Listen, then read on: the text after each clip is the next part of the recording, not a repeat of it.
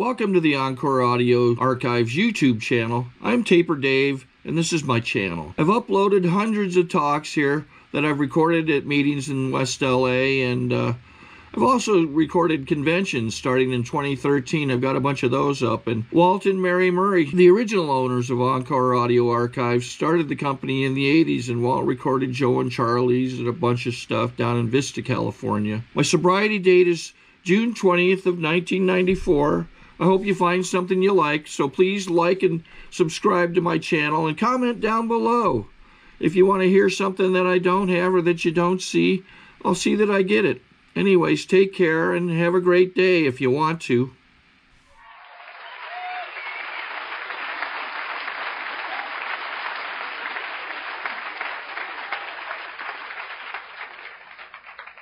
I am Bob Earll. I am a drug addict and an alcoholic. Yes. Thank you. Take good care of that bear, man. There's nothing more important than teddy bears. Well, I'll tell one story on him, and then we'll get down to the business of making everybody uncomfortable. I adopted him as a sponsor when I was about a year and a half sober, and I'd written my third inventory after spending 5 days locked up in a house, unable to leave, in tears. Typical, emotional breakdown. But I think young people's groups have one advantage over other groups in that most young people haven't been confronted with psychotic splits and nervous breakdowns, so they don't know them when they see them, and so they just treat it as though somebody's having a bad day or two, it's like, oh yeah, no, I know he's been under his car for a week, but he'll get over it, it's all right,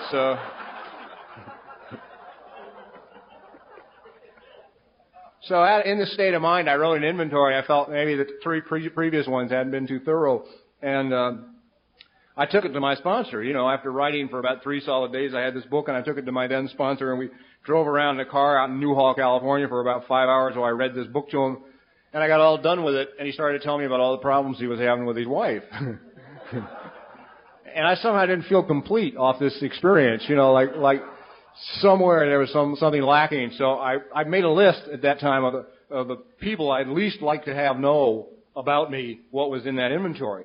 And in those days, Artie was a big shot AA circuit speaker. And as I was a fledgling one just getting started, I figured I wouldn't want him to know. So I called him up and I read this inventory to him. And he spent breakfast, lunch, and dinner with me for the following week. Every day I had to meet him for breakfast, lunch, and dinner. We ate in Jewish delicatessens. And he walked me up and down Fairfax Avenue in L.A. telling me how by the time I was 40 years old, I'd be king of the young people in AA and richer than God. God, what a great guy. He was so funny.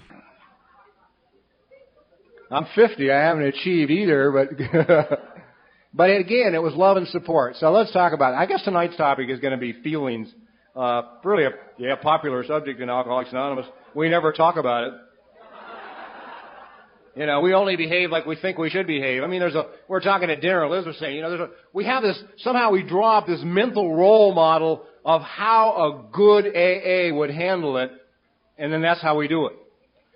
Forget how we feel, or what's going on. We create, it's like, there's an ad out now, a television ad, at least in Los Angeles, for care units, care hospital. I have no opinion on it one way or the other on the treatment facilities, but what you got is it's the one with the family and the elephant. Has anybody seen it?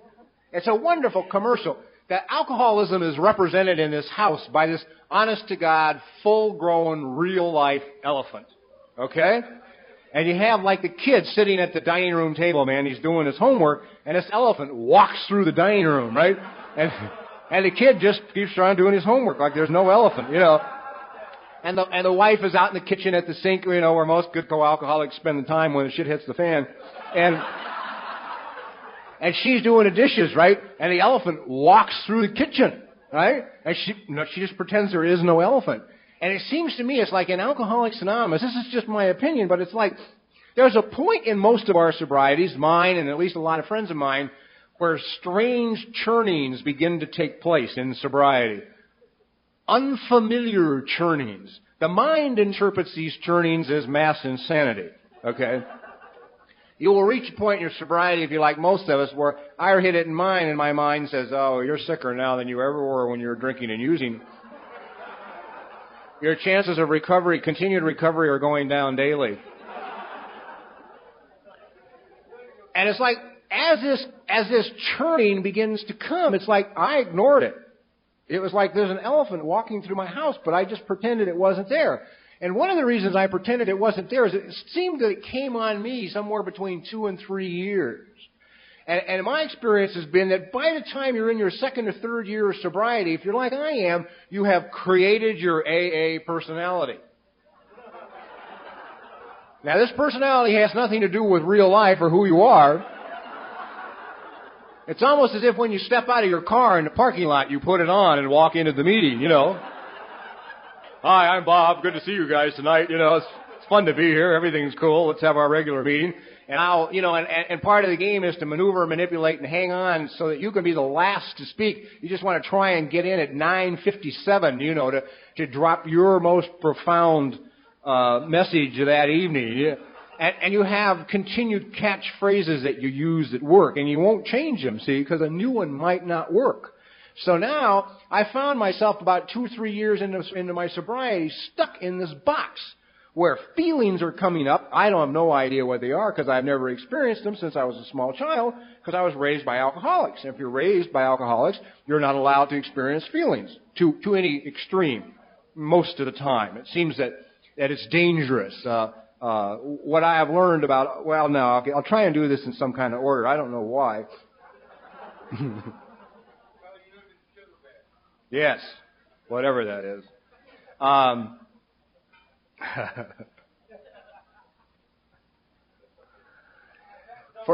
Let me give the talk, okay? And then we'll talk after. The bear needs your attention more than I do. Oh, by the way, I want to say this. I am absolutely, totally knocked out by your birthdays. I have not seen as much collective sobriety in a room this size with this number of people in a lot of years. Okay?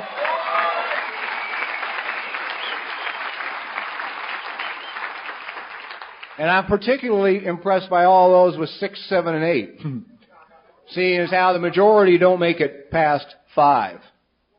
Okay? I'm convinced today that no greater percentage of people stays sober over 5 years today than stayed sober over 5 years 20 years ago.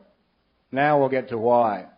I had not planned on this kind of talk at all. I was going to try and make it charming and fun. Well, first of all, when the feelings began to come up, I mean, being raised as a kid by alcoholics, here's a couple of problems, at least as a man, that I ran into as a boy. The first one is when you're about 2.5, 3 years old and you take your first header off the tricycle, right? You do a little Brody, down you go, you hit the pavement, you tear the skin off your knee. This is serious stuff, okay? You now see your own blood for the first time in your life. Not a particularly exciting moment in your life, and you're you know, like most kids, you're just like, oh God, I can't stand it. So you drag this crippled leg into the house to Dad, who's sitting there in his usual position, sucking him up as normal, right?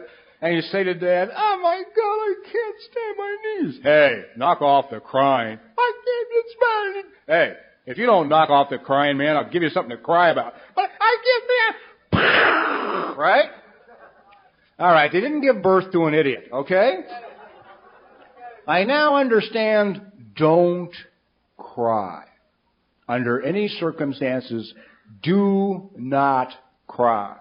Now, like any good drug-addicted alcoholic, I managed to take this one right to the wall. I remember in about 1960, laying in Georgia Street Receiving Hospital in downtown Los Angeles, and they're getting ready to remove a couple of police bullets from my body, and I tell them to take their anesthetic and shove it in their ass, right? My dad would have been proud.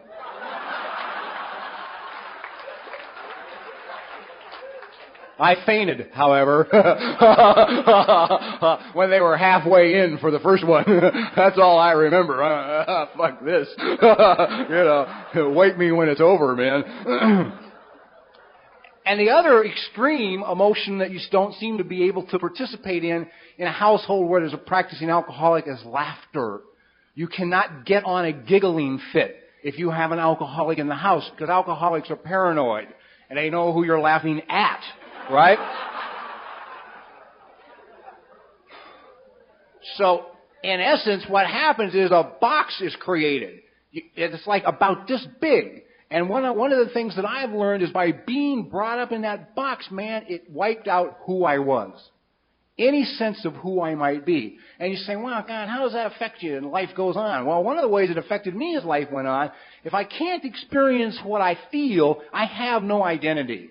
I mean, I don't know, people have a lot of say about who I am. Well, I've come down to this conclusion after 23 years of sobriety and 5 years of therapy and 32 goddamn inventories and a lot of other things. I am what I feel. That's who I am.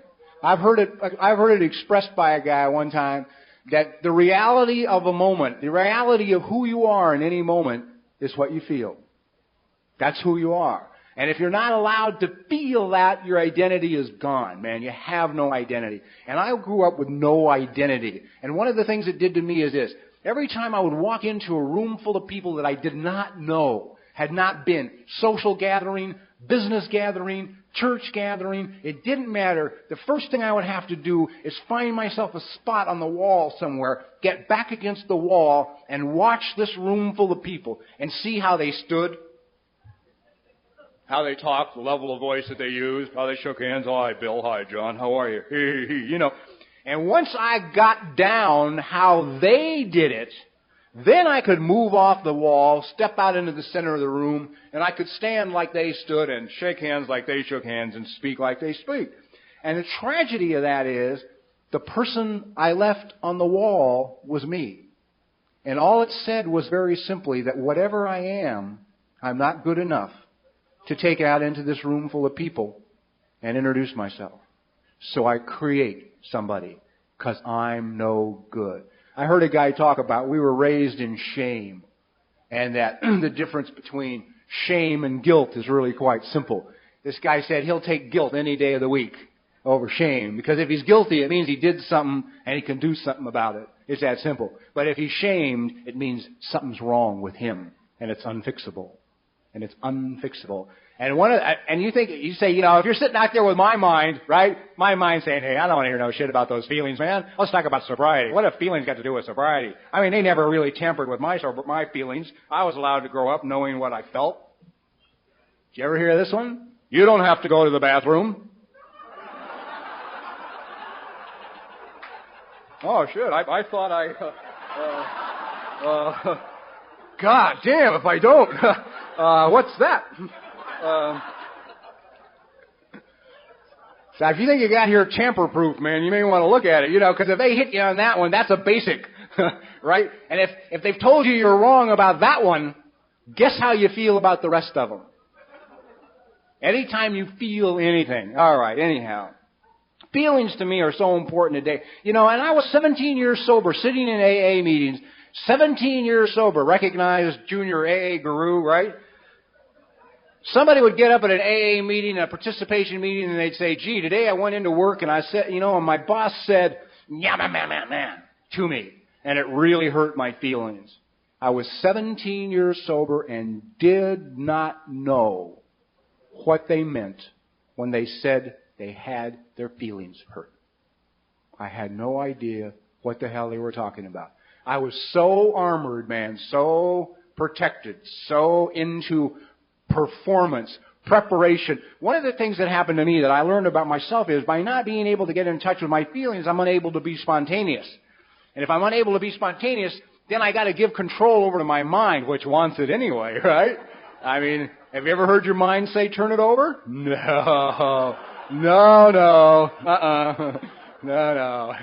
The mind may let go a little bit when you drop to your knees in the middle of the room in the worst pain you've ever been in your life and scream, "Ah, fuck it, I can't take another second!"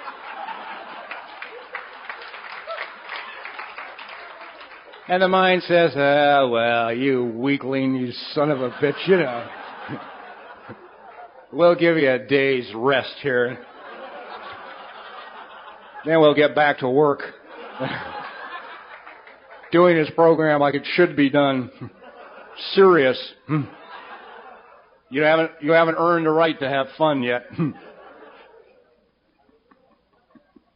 So the mind Now, if my mind wants control, my mind has a lot of problems apparently.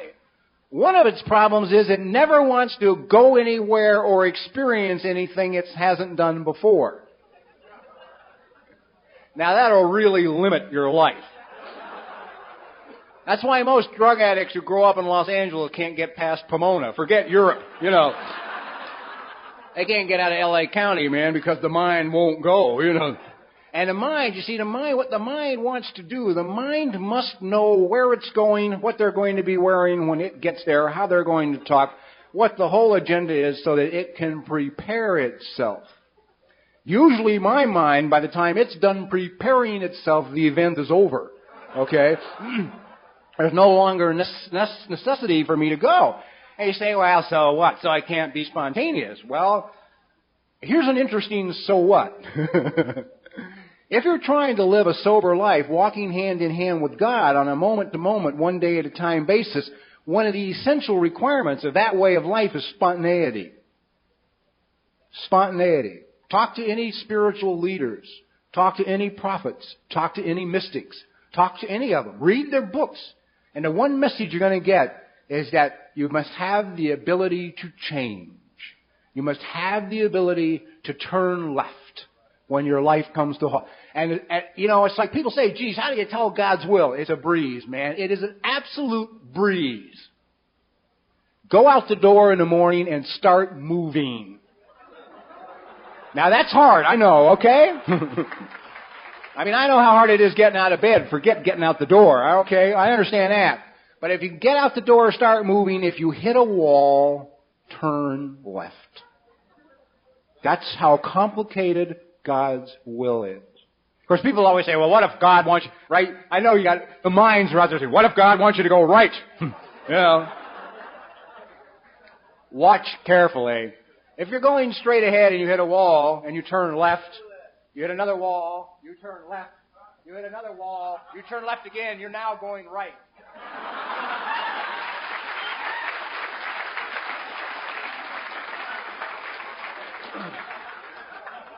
But my experience has been, I get up, get out of the house, I get moving, I hit the wall, and I just sort of stand there.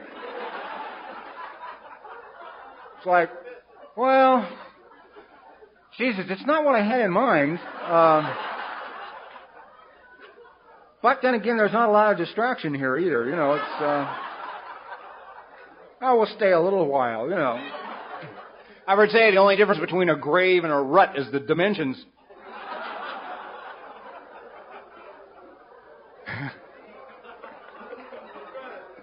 The other thing we'll do is we will hit the wall like this and we'll say, oh, wait, no, that's not what I had in mind. We'll get 150 yards back and get a run at it, right? Well, we'll hit that sucker full bore and we will go through that wall to prove to God, man, and everybody else and our sponsors that they're all full of shit, right? And my experience has always been I'm sitting in a garbage dump on the other side of the wall saying, not what I envisioned. Not at all what I had envisioned. So if you're dealing that from the brain, and the brain wants control, and the feelings are what will allow you to be spontaneous, it seems that there's some problems here.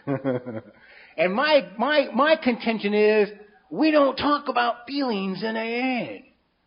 My experience has been, I would rather see, instead of, a decanter of coffee in an ashtray in front of every spot at the discussion meeting when they light the candles, a box of Kleenex.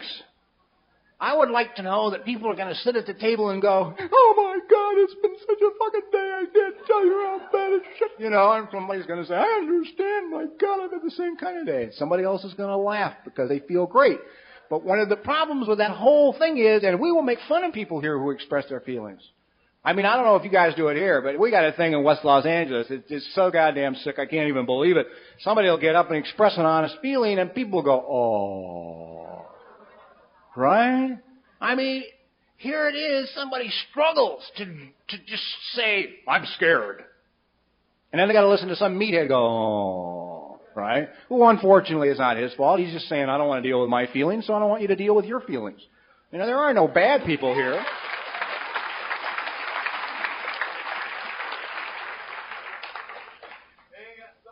No, they don't, but you do. And that's a good bear, I can tell. I'm a bear expert. One of the other problems that happens if you don't have any feelings is it's very difficult to have a relationship with another human being. All right? Experienced in this phase of recovery, the problem is that if I don't have feelings to give, I must then put together a collection of things. All of these, of course, are devised intellectually. They may be carried out physically or verbally, but they are intellectually created. So in essence, what I did in my life is I worked out, let's just talk about sobriety. Forget before the program. In sobriety, I found myself, I had like a vaudeville routine when it came to dealing in relationships. I had like 3 songs I'd sing and 3 dances. I do, right? And that was my full suitcase full of tricks, right? That was the extent of Bob. That's all Bob had to give. Well, now when you first meet, none of the routine is necessary because most of us come together like 2 locomotives in the night, right? You disappear for 3 weeks. Nobody sees you, either one of you. 3 to 6 weeks later, you surface. The sponsors are nuts. Nobody knows where anybody is. I don't know. She left the meeting with a guy on a motorcycle with a beard. She'll never be back, right? My God, I thought she was a toast burner from Scottsdale. How the hell did she ever pick him? It's like, right? So after you surface with this new relationship, to no support from anybody, right? Now the relationship goes on for a few days, and then one day the girl would look over at me and go,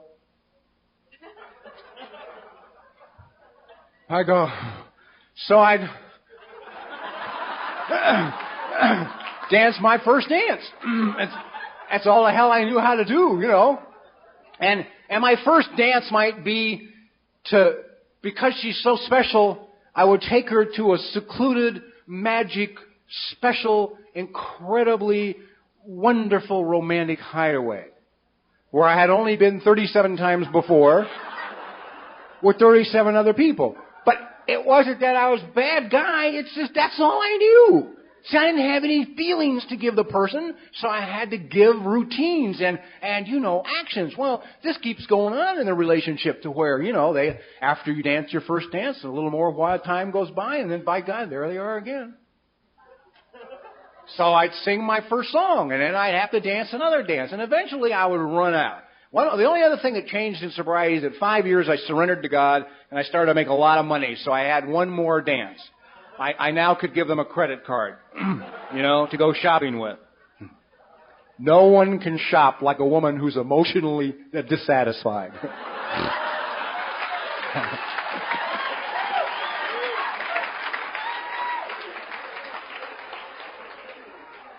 Man, they can take that American Express gold card, sail that sucker through Saks Fifth Avenue like a frisbee,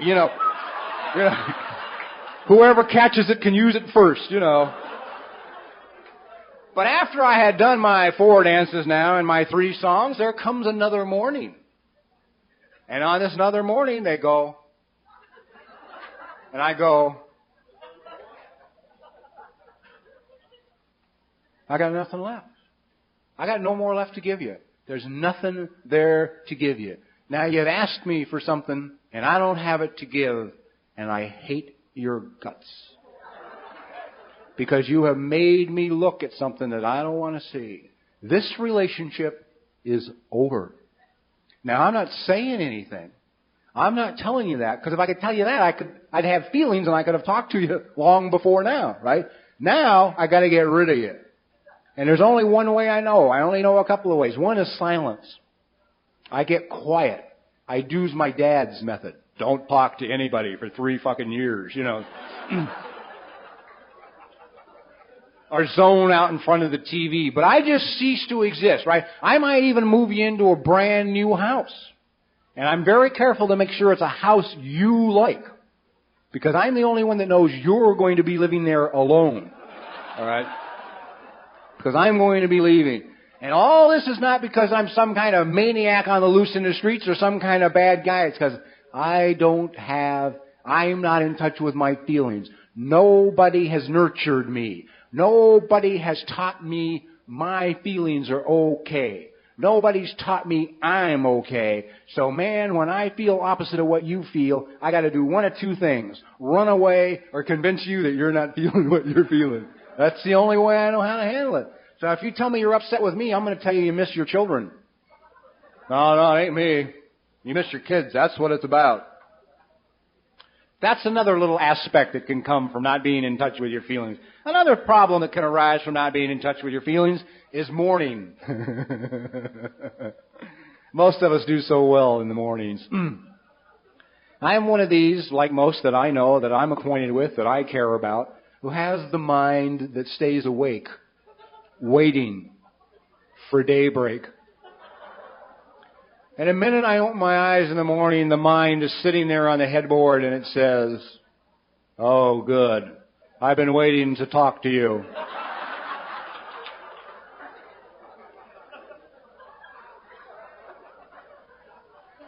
Always pay careful attention to two things, if you would. One, the mind will either say one of two things. It will talk to you and say, "I've been waiting to talk to you," or it will say, "We should do this," right?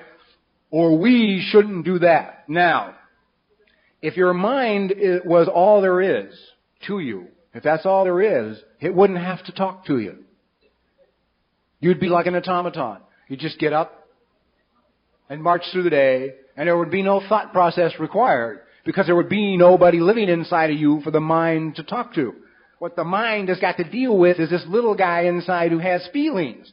So the mind is always saying, "Oh, good, I'm glad you're awake," what it's saying to the little guy that lives inside of you. "You didn't get enough sleep. You're in trouble. I don't think I'd go to work as tired as you are if I was you. But if you don't go to work, you're probably going to lose your job. You've missed too much time. You better go in. As tired as you are, it won't do you any good, though, because you're going to screw up and they're going to fire you. Now that you lost your job, you've got real problems here, because you probably don't have enough money to last you 6 weeks, so you're also going to be broke. Oh, yeah, and by the way, that bump just below your knee is bone cancer. How are you going to handle that? Are you going to go to meetings and talk about it, or just stay home, be chicken shit, and rot to death? You know. No wonder we don't jump up and greet the day, man. 5 seconds into a brand new day, you're unemployed, poverty-stricken, dying from cancer, right? Forget you might want to joyously go about a day. The mind has no time for that. Okay. Back to 4 years sober. 4 years sober, I was having a small problem. One was I had no working relationship with God. The reason I had no working relationship with God is I didn't trust Him. I didn't trust Him. Because everybody in AA kept saying, "God as you understand Him. God as you understand Him." And I kept envisioning this old man sitting there in a throne with a book, keeping score. And I wasn't even. So as I was rolling into my 4th birthday, and actually my 5th. No, my 4th. That's right. No, where was I on my 4th birthday? Oh, I remember where I was on my 4th birthday. I was the epitome of AA success. You would have been proud to hold me up at any meeting as an example of 4 years of sobriety. I didn't have any place to live. I'd just been bankrupt through the courts. I didn't own an automobile. Hadn't been in a relationship in so long I couldn't even get anybody to go to coffee with me. They begin to sense the energy, no matter what you say, they won't believe you, I just thought you might like to talk about the 3rd step, and help your program out a little bit, They won't go. And I was working in a car wash for $1.25 an hour. I had started at $1.35, so all in all, it wasn't a resounding success. An Eskimo drove through the car wash and gave me another job, and I worked on this other job for about a year. And when I was rolling into my 5th birthday in Alcoholics Anonymous, because I was so busy running away from the goddamn feelings, I was so terror-stricken, I sat in my living room 2 months away from birthday number 5, and I wanted to die. I wanted to die. Not kill myself. That would have been an improvement in the depression. Just wanted to sit on that bed and die. That's it. No more. Out of total desperation, I looked at the ceiling in my room and I screamed at the top of my lungs. I said, "If you're not there, I'm fucked." Now I just kind of waited, because I had always figured I couldn't talk to God until I got the right words. I always figured I had to have the proper metaphysical terminology to petition God to assist me in my life, right? Next day I went to work, placed a brand new Allen head wrench into a brand new Allen head bolt. They had just been machined for each other. It will not slip under any circumstances. It slipped.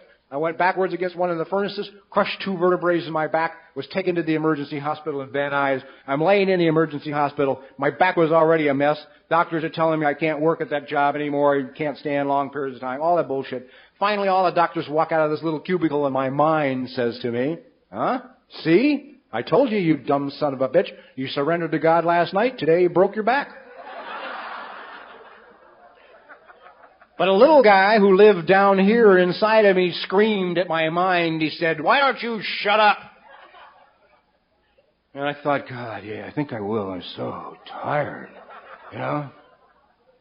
So I decided that maybe breaking my back wasn't a bad deal. My mind is always trying to figure out what's good and what's bad. Oh, that's good for you. That's bad for you. That's good for you. That's bad for you. That's bad. No, that's bad. That's good. That's bad. That's bad. That's bad. It's got no framework on which to base its judgments. None. Has no information. None. But it must put things in neat little boxes that it understands. It thinks all white people are alike, all black people are alike, all tall people are alike, all red cars are alike. I mean, it just cannot stand anything like freedom. It wants nothing to do with freedom. So my mind has convinced me that breaking my back is punishment. This other part of me, and I don't even know what it is, like a small child is saying, "Hey, maybe everything's okay. What do you know?" So I decide, maybe everything's okay. How the hell do I know? So I go about doing the things. I just decided I would make my life really simple. I would do what was put in front of me and just go about life like it's okay.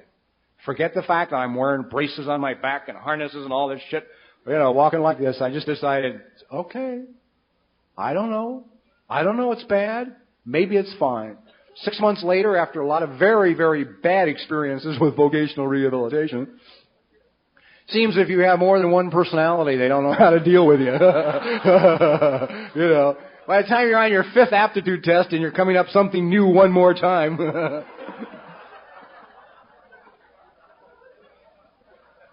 They want to send me to 4 years of UCLA to become a social worker. They're going to get me my high school equivalency test and then send me to 4 years of UCLA. I said to my counselor, I said, "Look, the state of California at one time in my life said I'm a homicidal social psychopath. I've never seen that as a prerequisite for social work. Maybe you're missing the point here. I don't like people. I don't care. I don't want to be a social worker." So I went through 6 months of this bullshit, and finally one night I'm reading TV Guide and it says, "Would you like to be a writer?" And this little guy inside says, "Let's do that." The mind goes berserk. You can't spell, for Christ's sakes, One more waste of time. You're going to jerk off the state now, you're just no fucking good at all, man. You can't write, you can't spell, you failed English ever since the 4th grade. The little guy inside says, "Let's try it. Let's try it." One of the classic lines I've heard is some guy in Southern California. He went to his sponsor and he said, "Well, I was looking through all these books at home," and he says, "I really would like to be a lawyer. I'd like to go to school and become a lawyer, but by the time I graduate, I'll be 44 years old." His sponsor looked at him and said, "How old will you be then if you don't graduate?"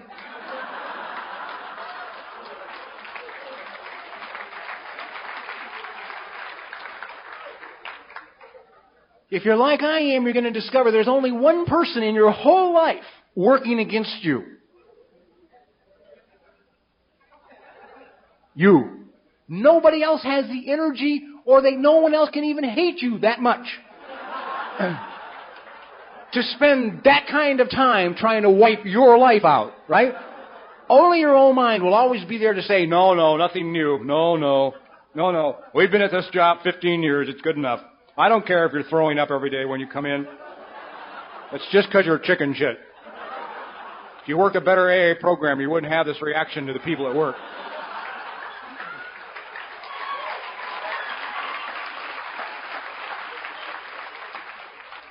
So anyhow, I become a writer. I sit down, write something, I turn it into a studio, they buy it, and the next 12 years go by, and I get a lot of acclaim from people as a television writer, and I make a lot of money as a television writer, and I roll into my 17th year of sobriety, and one more time, nothing has changed. The surroundings are better. I live in a penthouse apartment at the beach. I drive an expensive automobile. One more gorgeous young girlfriend, one more time looking, and I'm, right? or giving out the credit cards, and nothing had changed. So this friend said to me, I think you should go see a therapist. Now, I'd always been open-minded to therapy. If you were someone I sponsored and came to me and said that you needed the assistance of a therapist, I fired you immediately. I said, obviously, AA and I aren't sufficient in your recovery. Go find somebody else. That's how open-minded I was. Shows what a little fear of the truth will do for you. I had no choice. I was 17 years sober, and I couldn't think of anything else to do, guys. Nothing else to do. I had driven over 40,000 goddamn AA miles a year. I was flying tens of thousands of AA miles a year. I had written 32 goddamn inventories in Alcoholics Now. No son of a bitch in the world could come up to me and say, what step are you working on now? Forget it. I sponsored half of Southern California, for Christ's sakes. I remember taking 20 guys to dinner, all of whom I sponsored, to break bread with my brothers, a spiritual evening, right? I was picking up the check. I remember telling my therapist that one, how I was a spiritual giant, taking all these guys to dinner, picking up the check, sharing God's wealth. She said that, or somebody doesn't want to eat alone.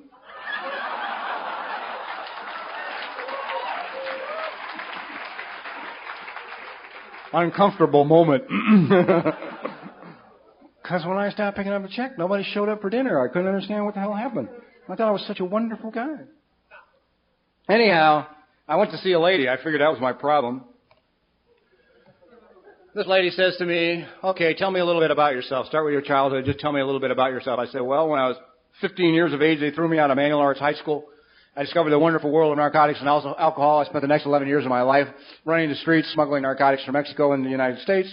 And I came to Alcoholics Anonymous, Narcotics Anonymous when I was 26 years of age, and I've been clean and sober for 17 years. She said, no, wait a minute. I said, start with your childhood. You were not born at 15. So I don't remember it. I can remember two things. I can remember falling out of a second-story window when I was 3 years old into a cement gutter on my head, 2 stories below. And I remember winning a gold medal in the Junior Olympics and crying. And I don't even remember what I did with the medal or what happened to it. And I don't even remember what I won it in, but I remember them giving me the medal. And she gets this great look that therapists get, And I never could understand the look, and it was just explained to me a couple of weeks ago.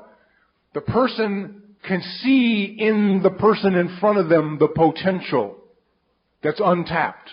They know that living inside, she knew that living inside of me was a really beautiful human being who I hadn't met yet, who I knew nothing about. And we went to work. And we began to go back to find out what happened in this childhood. Why couldn't I remember 15 years of my life? Okay? Like I said, standard household. One alcoholic, one co-alcoholic. Bottom line, anytime anybody says that doesn't matter, my opinion is, do not kid yourself for 1 second. Anyhow, let's get on. I remember walking through, one of the tragedies at AA is we have a policy here, apparently, at least in Southern California, we throw AA cliches around like people throw frisbees, right? We pay no attention to who we're throwing it to. Right? I remember being less than a year sober, walking through an AA meeting, talking to some guy, saying to this guy I'm walking with, God, my old man was really a rotten, drunken son of a bitch. Some old-timer who isn't even in the goddamn conversation, sitting off to the side, says, hey, son, enough of that. Your parents did the best job they could with the tools they had. Forgive them now. You're 3 goddamn months sober, right? I thought about it for a minute. Intellectually, that makes perfect sense. If I've got a screwdriver and the job requires a hammer, that's it. I'm done, right? So they only had certain tools. So that's it. But now a small problem arose. I went to visit the family for Christmas. Walk up to the house, carrying more presents than I can afford. They'll love me someday. Closer to the house I get, the more uncomfortable I become. My first sober Christmas, one would think I'm like, get in the house, sit down with family. Nothing's changed. Nothing has changed. Goddamn furniture is the same. It's in the same places it's always been in. The same uncles that have been drunk for 25 years are still drunk this Christmas.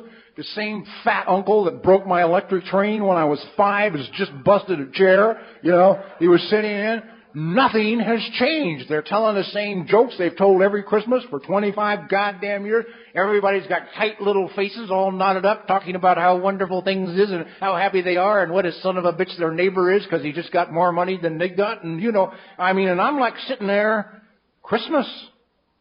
And I want Rolaids bad because the stomach is going and the throat is closing rapidly. I can't even talk. And I'm thinking, Jesus, what's wrong? This is Mom. This is Dad. This is family. This is it. Everything's supposed to be wonderful here. What the hell is going on, right?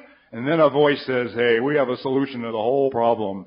If you can go out and pick up a used flamethrower at an army surplus place, you can torch the whole goddamn house, right? I get a moment of relief from that. And now I have a new AA voice which says, boy, you're the sickest son of a bitch that ever lived, man. How can you think thoughts like that about your family? So I go through a couple of years of Christmas like I can't spend 12 minutes. I don't know how long you spend Christmas with your family. Well, I'm like 12 minutes in the house and I'm saying, I got a newcomer I got to go pick up on on the corner down here. I'll see you. I'm really sorry I can't say goodbye, man. I'm gone, right? And I'm feeling like something's wrong with me. What's wrong with me? This is family. This is mother and father. This is honor thy mother and father. This is them, man. And why am I so goddamn miserable? What's wrong with me? And I write more inventories and work more steps and go to more meetings. Well, now my therapist and I, we begin to dig back into my childhood. And I'll just go for one thing. I had begun slowly to learn to take care of myself. When I was 10 years sober in Alcoholics Anonymous, I married a woman that I loved very, very much. We had been dating for 2 years, and we cared deeply. And we were married in January, and in February we found out she had cancer, and in April she died, 4 months after we were married. And she had refused all forms of orthodox treatment. In other words, toxic treatment. She did not want a treatment that could kill her. If the treatment could kill her, she said, no, I'm not interested. So we found ourselves, and this was 12 years ago, seeking other methods of treatment for cancer. And everybody we came in contact with who treated cancer non-toxically, the very first thing they wanted out of her diet was red meats, pork and beef. Immediately. And caffeine and sugar and cigarettes. And it's like, so after she passed away, we were big meat eaters and smokers, and I was right in there with the gang. So after she passed away, the very first thing I gave up was meat. That was easy. I mean, I had heard so much about it in the 3 months that we were trying to keep her alive that it was like, easy to walk away from that one. It's been 12 years now. Coffee was also easy. That came next. Because I got up one morning, tried to drink a cup, and my throat closed. I guess my body was saying, guess what? You have just drank your lifetime supply of coffee, and you're only 38 years old. And you can have no more now as long as you live. So coffee was gone. A couple of years went by, and I'm working, I'm writing, and I'm researching a story on suicide. And I'm down at the Suicide Prevention Center, and I'm in this their boardroom, their meeting room, with all these people gathered around this table, and I take out my Marlboros, and light one up, and take a drag, and I look around, and in this whole boardroom, there's not one ashtray. Now, any smoker knows he's in deep trouble, right? Some guy at the end of the room says, no, an ashtray. Wait a minute, I'll get one. Out he goes into the outer office, banging drawers and closets and shit, and, they make 10 tons of noise. They come back in with a platter that would hold a whole fish, right? They put this platter down in front of you, and then, and you sit there sort of, thank you, And then the then head of suicide prevention says to me, we have an official opinion on cigarette smoking if you're interested. I said, yeah, sure, what is it? That was before the mind got a chance to, This guy looks at me, he said, now that the facts are in and it is recognized that it is reality that cigarette smoking will kill you, it will take your life, we view cigarette smoking to be covert suicide. It is a little tiny gun with a little tiny bullet. Right? Now, I didn't quit smoking that minute, all right? It was 6 months later I quit, but I want to tell you something, man. That was not a fun 6 months, boy. Because every time you take out a cigarette and you light it, you can hear the goddamn gun go off. It's like, oh, shit. Yeah. So the cigarettes went, right? That was about over 7 years ago. Well, now, I don't know if you know it, but tobacco is cured in sugar. And we have a small problem with sugar anyway, because first we cut our heroin with it, we cut our speed with it, it's in all alcohol, right? So we've consumed a lot of sugar. Now I'm not smoking, I discovered sugar. Okay? I'm talking, it was as bad as morphine addiction. It was great, man. And I treated it just like drug addiction. I'd be sitting home alone quietly in the evening in Montecito at about 10:50 in the evenings saying, we won't eat any pralines and cream tonight. We'll just sit here and have a piece of fruit, watch the news. 10:55, I'm out the door, in the car, 90 miles an hour down San Ynez Road, skid to a stop in front of 31 Flavors, run through as the guy's coming from the other side with the keys to lock the door, right? Buy my quart of pralines and cream, my jar of butterscotch topping, my jar of dry roasted cashews. And when I go under, I fucking go under, right? Take this mess home and make an ice cream sundae out of it and eat it. It's also good if your relationship's in trouble because 15 minutes after you eat it, if you're hypoglycemic, you're unconscious anyway. So now you don't have to deal with your partner, Well, what's that, dear? What'd you say? Yeah, I love you. Everything's great, man. I got news for you. If you're in a sugar reaction, it don't matter what step you're working. You can be working all 12 at once. But, well, if you eat ice cream like that, you run into a small problem, right? About 40 pounds, exactly.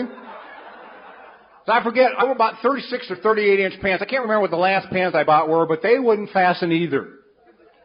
And I was into that wearing Hawaiian shirts out in the winter, doing everything. And when I couldn't get these pants fastened, I said to myself, that's it, sucker. That's it. These are the biggest pants you are ever gonna own, okay? So do what you want, but this is it. So after a while, somebody turned me on to red apples instead of sugar, so I began to eat red apples. Well, by the time I'm ready to go to the therapist, now I'm also getting into a little exercise. Some friends are gonna teach me how to run. Small problem with running. My body has been very badly damaged over the years. I guess it has a lot to do with carrying weapons and having a bad attitude. I don't know what it is. But both legs aren't the same length and feet go different directions and vertebrae have been fused together and the pelvis has been snapped in half and put back together. And all in all, it's not what you'd call, a perfect body. So I would go out to run and I couldn't run well because I wobbled a lot. I just didn't, I didn't have that look like I wanted to have, Of course, the adolescent that lived inside of me is dying because I look so bad. He wants to look good at all costs. He'll die rather than look bad, So a friend of mine says to me, he says, look, man, number one, let's get the feet going straight, right?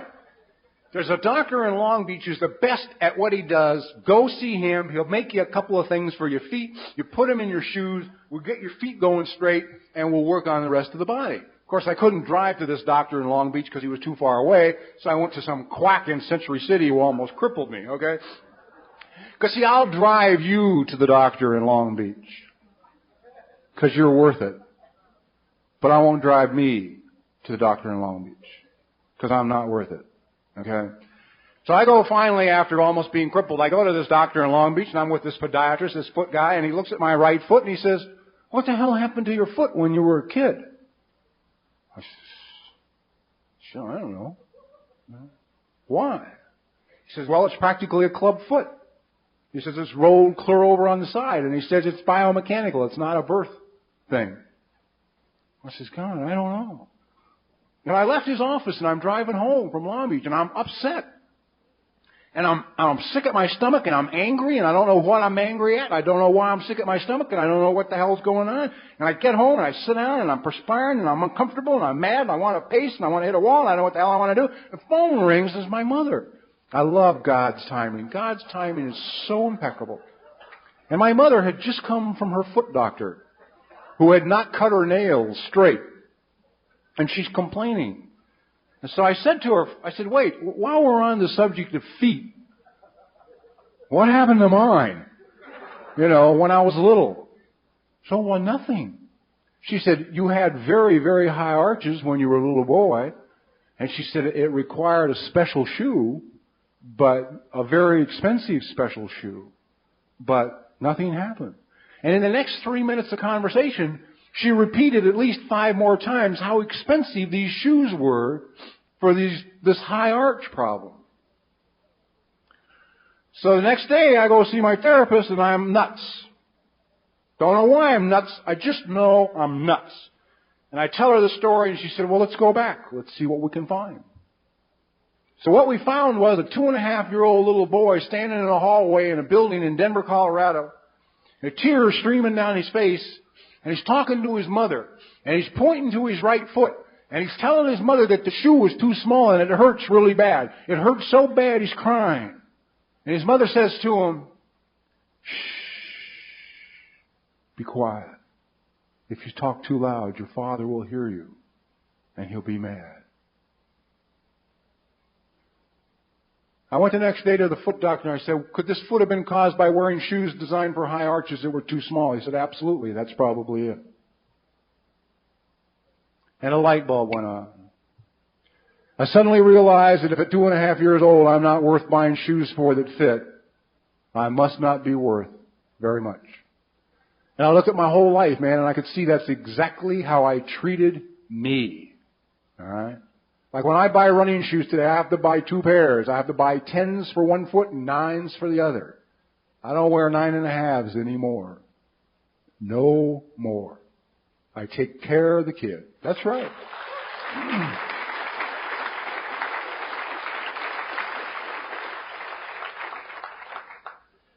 And I found that we sit around here, you know, and nobody says anything. And these halls are filled with damaged children. Little children, man. There's a little child in all of us. That's the best thing that happened to me. In 5.5 years of therapy, I was introduced to a little boy who lives inside of me, who is the cutest little kid you ever saw in your life, and he's just been waiting for a goddamn chance to live. That's all he wanted. And if you don't think I'm not, I mean, did you see how this guy took to the teddy bear? My wife gave him the teddy bear, man, and he took the bear and held the bear. Now, in a room full of people, macho with tattoos hold a teddy bear. See, the macho doesn't know what the fuck's going on because the kid took the bear. The kid inside says, oh yeah, a teddy bear. I know this to be true because I have got probably 50 teddy bears at home. There's 2 in my hotel room now. I just went back after dinner to brush my teeth and they were really pissed because the maids turned the TV off.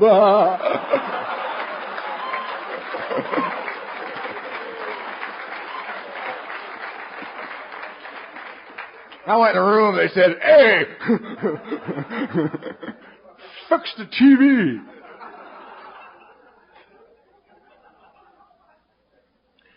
So, I mean, if you're sitting around here and you're raised like most of us and beaten half to death or tied up or tortured in closets or sexually abused by your parents or by your relatives or whatever the hell went on or just totally ignored and grew up in a silence, in that wonderful house of silence where no noise is allowed of any kind and children are meant only to be seen and never heard under any circumstances and the pain is so great you can't stand it. You may want to look at it. You see, because I discovered an interesting thing in the 12 steps. In the 5th step it says the exact nature of our wrongs. The exact nature. You might want to look those words up in a dictionary. Exact in nature. I ain't going to tell you, man. You're going to have to do it yourself. And you might discover that just saying that you punch some guy out when you're drunk might not cover it. Just might not cover it. If you want the exact nature, we might want to find out why you're so angry. Okay? Why were you so mad? Why were you there in the first place? Whatever it was, what was the reason behind it? Because I've only discovered who I am by finding the reasons behind. By discovering that little guy standing there with the shoe that didn't fit, I found me.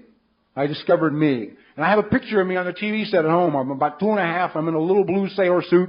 And I got this blonde curly hair. And I got this dumb expression on it. Just, nobody gotten me yet. It's like, just that great free expression of a kid. And next to it is a picture of me taken about 1.5 years ago off guard. I didn't know somebody was taken. And I'm a full-grown adult and I have the same expression on my face. Same expression. Anything but cool. Now understand, if you begin this process of looking inside, if your experience is like mine, you'll discover 4 people. The mind stays, unfortunately. It gets down to 1 voice. That's a gift. From somewhere between 13 and 26 voices to 1. Let me tell you, that's fucking peace of mind, boy. I mean, it's not like, at least in the morning when you're driving into work, it's not like having a whole carload of unruly kids, that don't want to go. So, there's only 1 voice saying, oh, we don't want to do this, you're too upset. That I can handle. You'll also meet this child. You'll meet the child, and the child is so wonderful. My child guides my life now, see, because one of the things I discovered is the intuition of the child is perfect. And I always thought my intuition was wrong. Because nobody ever, little kids are great, and they get fucked over all the time, right? Like family gatherings, little Johnny will be going across the living room towards Uncle Bill,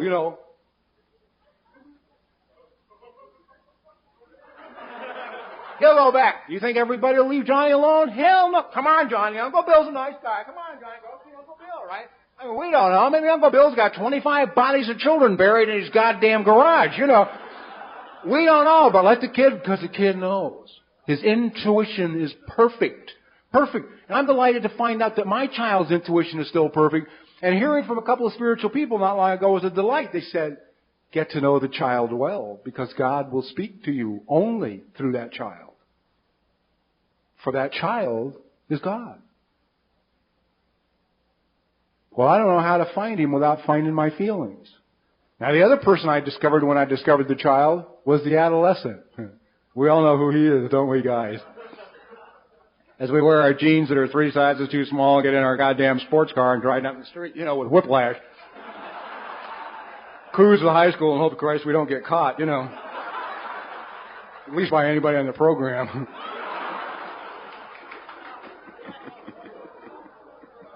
I can remember I used to run at this high school. On some mornings I could see all the girls in the gym class and view them as just young ladies about to blossom into womanhood who were children. Other mornings they were potential dates. It was from... On those mornings I knew it was going to be a long day. I'll tell this one story. My adolescent came to me. I had a 4-door sedan. I was getting ready to get rid of it. And my adolescent said, I want a Corvette. I said, no, man, I don't want a Corvette. He said, I want a Corvette. They're long and sleek and low and neat, and they look terrific, and I want a Corvette. And I said, I'd look silly in a Corvette. He says, oh, no, man, you look great in a Corvette. We got to have a Corvette. So I thought for a minute. I said, okay, you had it hard enough, man, as a teenager, and nobody really ever loved you.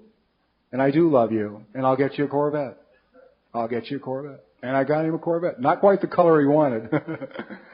I bought a soft beige. He had more white with red flames in mind, I think. But he got his Corvette. But now we have trouble in the family, you see, because the children in the car are like dogs. Right? Out the window. Okay?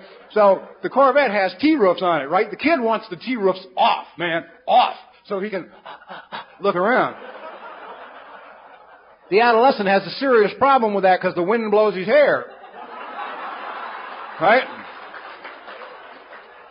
So when he gets where he's going, his hair looks like shit. He can't stand it, so he wants the T-roofs on at all times, right? The compromise was I went out and bought a hairbrush and a spray bottle of water so we could take the T-roofs off for the child, then fix the adolescent's hair when we got him there so he'd look okay, Anyway, the adolescent was unable to keep his foot from the floorboards, and after he ran me into a signed risk, and they sent me a letter saying, we're not only going to take your driver's license, we're going to keep you off the roads forever if you get one more ticket. I had to sell his Corvette. But I was a loving parent to my own teenager. He asked me for a Corvette, and I got him one. He fucked up. We took it away.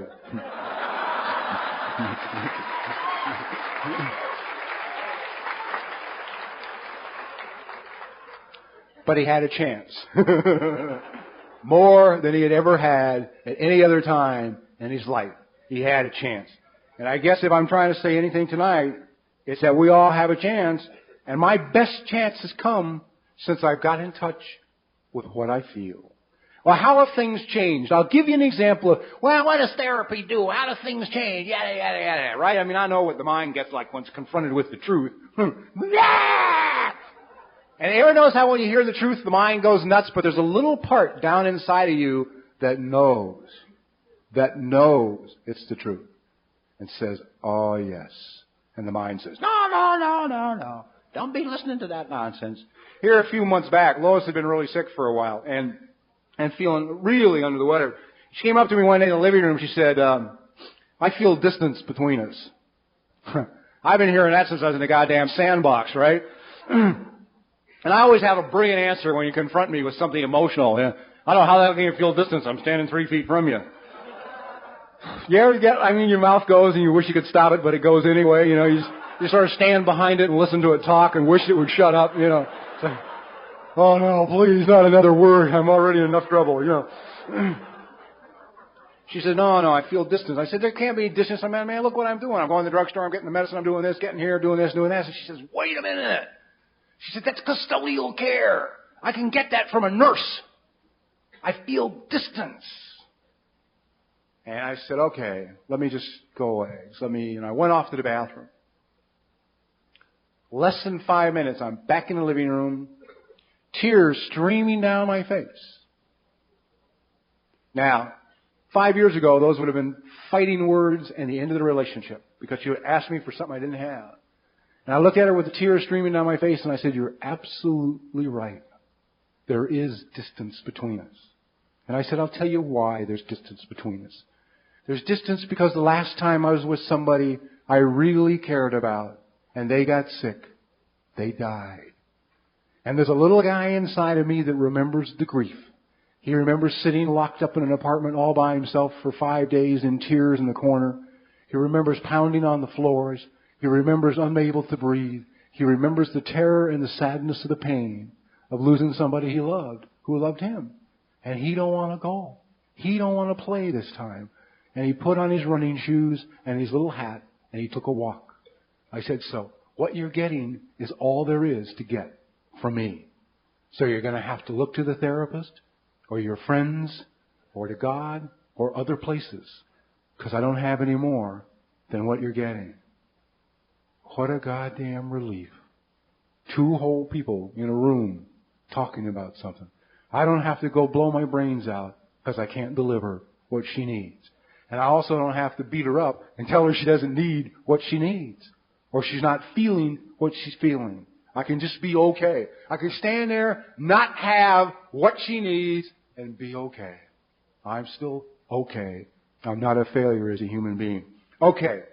2 minutes and we'll wrap this goddamn thing up. This thing's at 10, doesn't it? Somebody tell me? 10? Right, okay. Oh, shit. Okay. I'm absolutely, totally, thoroughly convinced that good mental health is, well, there was 2 studies that have been done recently. You'll love this one. Now I'll ruin your fucking evening if I haven't already. A serious study was done into why alcoholics drink after a continuous period of sobriety, and the conclusion arrived by this one study is nutrition. They eat junk. And if you eat shit, you feel like shit, and you can only stay depressed for so long, and you will seek a solution that has worked before. Fun, isn't it? Really neat. I know, man. I know. I don't know how many people have heard me tell the story about the travelers. Let me tell it then. That's good. I took 4 guys to an AA meeting once. 2 were psychiatrists. Forget them. I took 2 travelers. These 2 travelers, they were good guys and they liked AA and all that, but they thought it was an intellectual program. These 2 travelers were in their 40s. They had been raised since birth. They had never smoked a cigarette, never drank coffee, never tasted a Diet Cola, never eaten meat, never eaten sugar, had no idea what narcotics or alcohol or anything else were. 40-some years old, all they had done was walk this path of light and love and God. That's all they knew. Brought them to AA. Their first contact with AA ever. Took them to 3 AA meetings, discussion, participation, and speaker meetings. After the 3rd meeting, we sat down and I said, tell me, what do you think?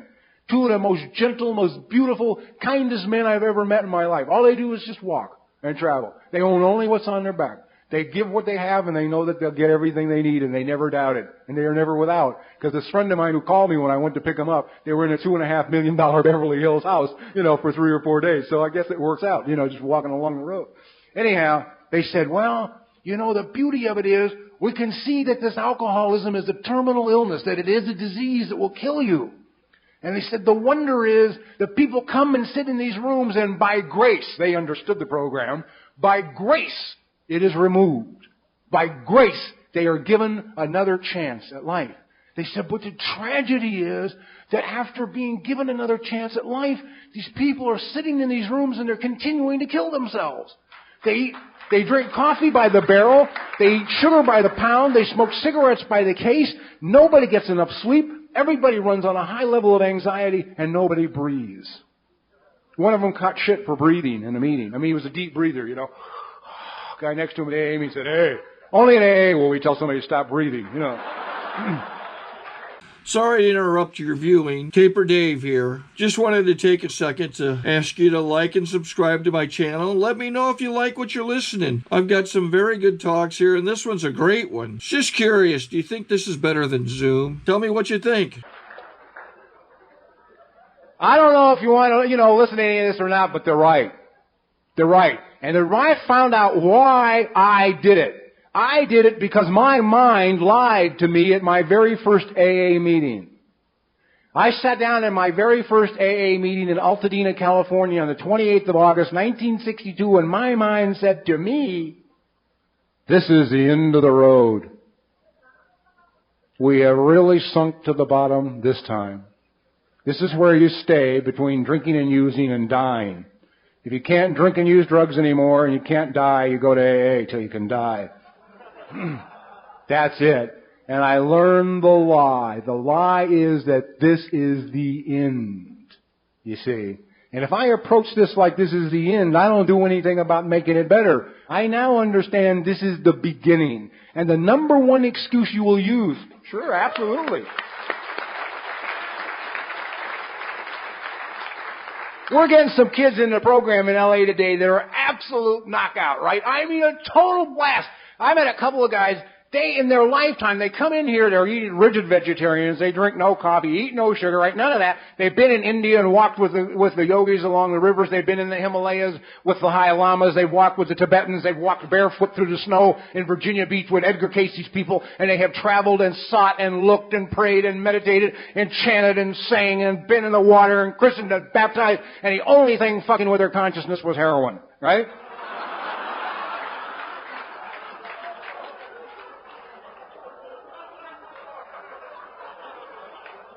They've come into Alcoholics Anonymous, and we hand them a big book called the Book of Alcoholics Anonymous, and we say, here.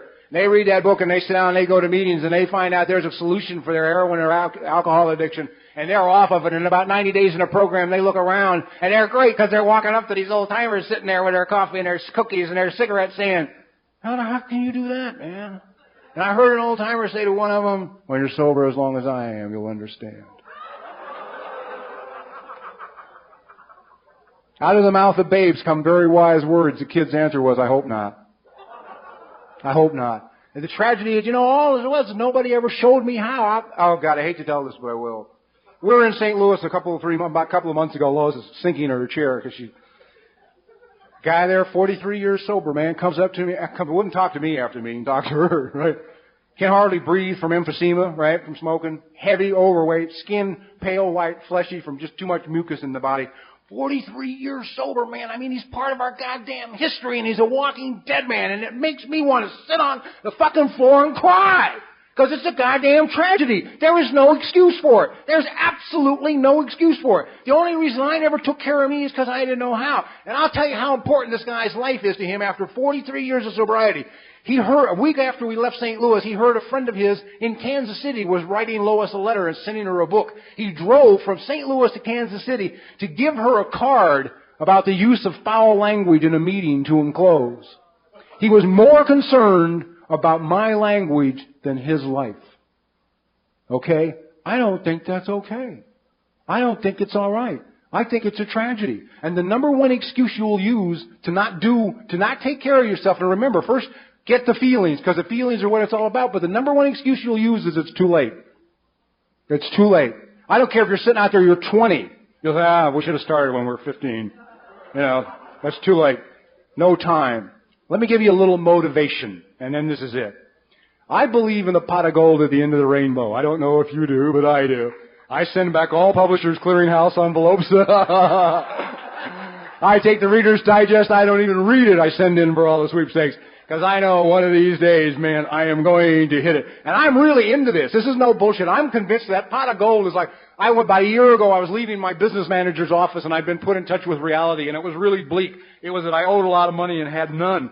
And I'm driving down the street and I look in my rearview mirror and there's this very old Cadillac limousine behind me with a very old chauffeur with an even older old lady sitting in the back of it. And I just felt this sense of well-being because I knew this chauffeur was going to honk his horn, flash his lights, have me pull over to the curb. The little old lady was going to get out, lay a check on me for $1 million, right? I'd drop into the gutter on my knees in tears to thank her in gratitude just so she knows she got the right person, right? Unfortunately, I turned left and they went straight ahead. Well, Lois is from Canada, where there's two very big differences in the lotteries there than here in our country. First major difference is they're tax-free. What you win, you get.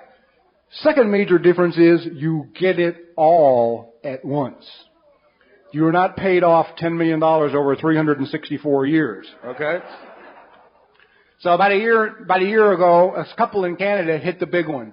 $14 million, okay?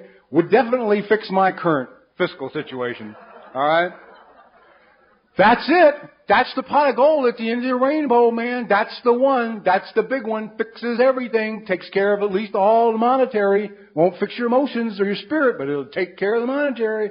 Unfortunately, the guy had not taken good care of himself in his lifetime.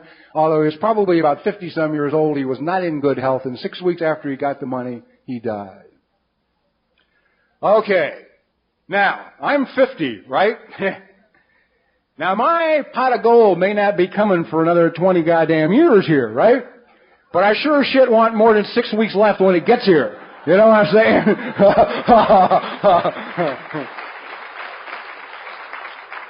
So I'm probably in the top 1% anyway of the nation for guys 50 years of age for just condition and health and everything else. But I ain't done, guys. I ain't done. I'm just starting. I plan on being in better shape next year at 51. Better shape the year after that. A guy who got sober with me is 61 years old, man. Right now he's over on the big island of Hawaii. He's cured himself of cancer 3 goddamn times, and 61 years of age, he's entering the Ironman, and he will finish. He will swim those 2 miles, he'll bicycle 100, and he'll run 26. 23 years sober, 61 years old, and that's where he is. That's what he's doing. That's what he's about. See? And that's what I believe it's all about. And you say, oh God, the mind will beat the shit out of you.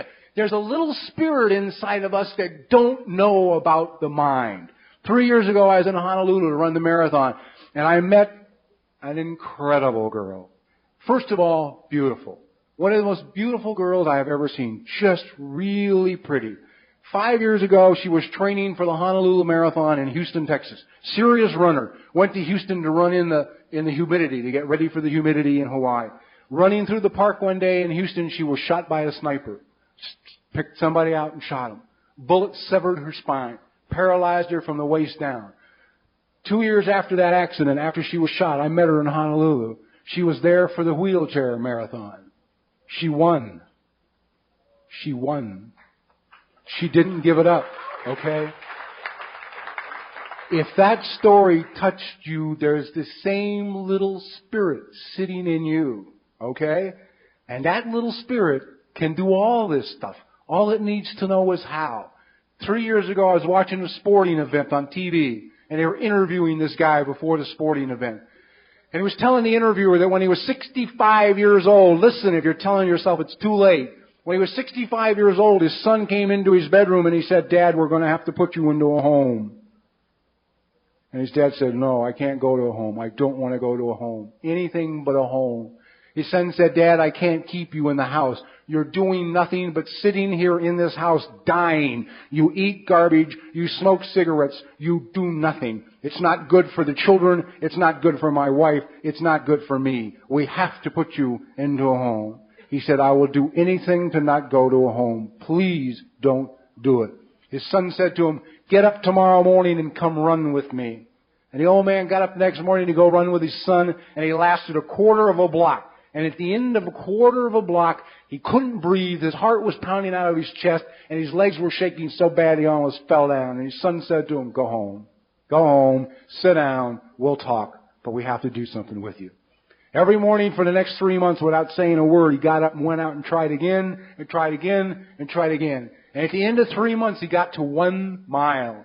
And when he hit 1 mile, he had that moment of clarity. And listen to what he accepted, because the acceptance here is incredible. He said to himself that if he was in this bad a condition at 65 years of age, then his whole life must have been wrong.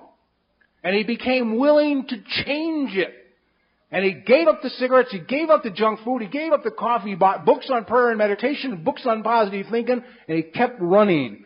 The morning I was watching him be interviewed, he was 83 years of age, and he was in New York City to run his 14th New York Marathon.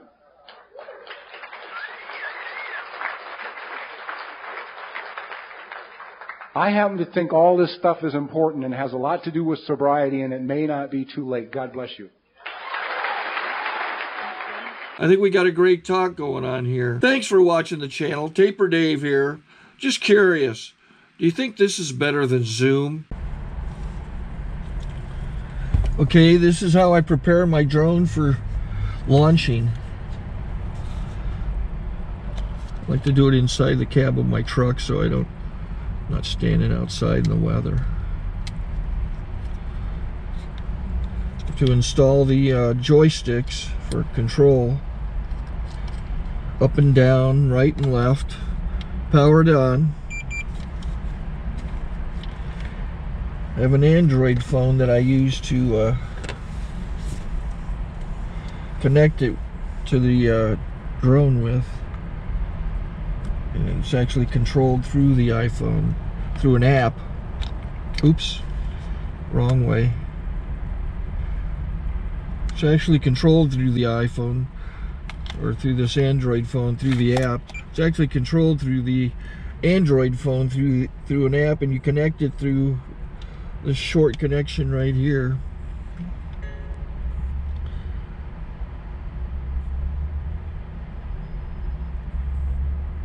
Remote control connected. Remote control's connected. So I pull out the drone. I have to extend the legs. Long legs extended first, then the short legs. Remove the gimbal protector. Set that aside, then power it on one short burst and one long burst. I lay it down. So I have to go to calibrate. So the drone's not connected yet. It shows you here as this drone gets disconnected, even though the remote's powered on. So the drone has to establish it's connected. So I go into the app to calibration mode. First I'll calibrate the remote controller. Start calibration. Out, in, oop, out, in, up, down, and then this little wheel is to control the gimbal. So it's calibrated. Go to gimbal calibration, start calibration, and then it calibrates the gimbal. I don't know if that shows up. The gimbal's moving all over the place. Changes, you can see it on the video. And I'm calibrated to take off. It's acquired 7 satellites at the moment. There are 26 satellites up in the sky, which it has to acquire before you can take off. So it's connected. It's got enough satellites. This is white. I can go to press this little arrow button, swipe right to take off, and it would start the motors if I slid this to the right, but I'll wait till I get outside. Don't want to do it inside.